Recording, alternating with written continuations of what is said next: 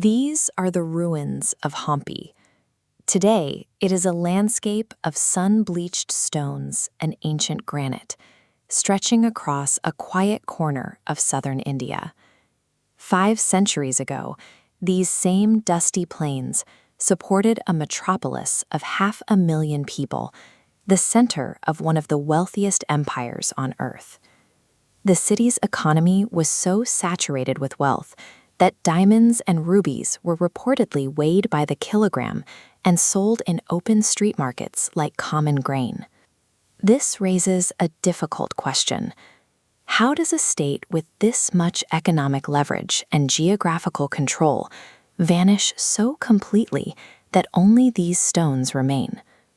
To find the answer, we have to look past the wreckage and trace the empire's rapid rise, its era of golden excess, and the sudden sequence of events that erased it from the map. Deciphering the site at Hampi involves more than cataloging artifacts. The silence here is a direct measurement of how quickly a world-shaping power can evaporate. The empire began in the 1300s as a military necessity, a fortified wall of states designed to block invasions moving down from the north. This wide river and these massive boulders provided a natural shield, allowing the early capital to accumulate resources without the constant threat of siege. This map shows major trade routes pulled toward the capital. Seizing these corridors gave the empire a monopoly on goods across the subcontinent, allowing for a massive intake of foreign currency and a steady supply of Arabian war horses. The physical evidence of this trade military complex is still visible, with hundreds of imported horses and elephants carved into the city's temple walls. The empire's ultimate strength came from this relentless economic engine, making Vijayanagara the indispensable center of global commerce. By the 1500s, the city had reached its peak. It was a bustling megacity where global merchants from Portugal to China traded in the shade of enormous granite temples. In the open-air markets, visitors described a scene of incredible wealth, where merchants weighed piles of diamonds and precious gems in broad daylight. This capital funded a level of architectural detail rarely seen elsewhere, including massive stone chariots used during royal festivals.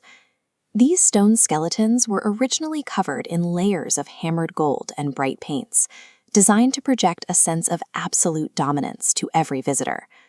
At its zenith, the capital was a glowing monument to wealth that likely felt permanent to those living within its walls.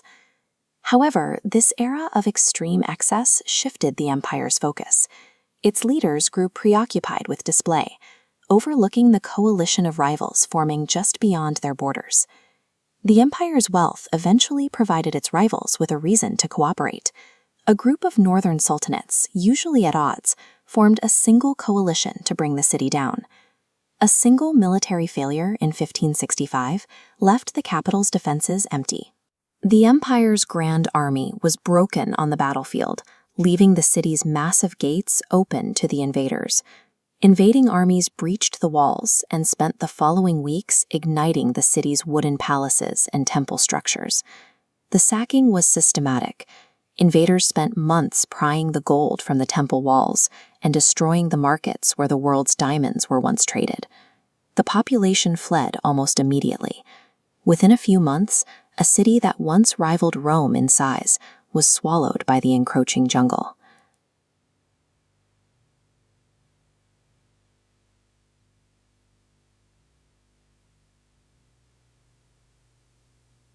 The noise of that collapse has been replaced by the total silence of the modern ruins. The gold and the diamonds were hauled away centuries ago. What remains are these stone monuments, the final evidence of a brilliant human peak, now slowly eroding under the sun.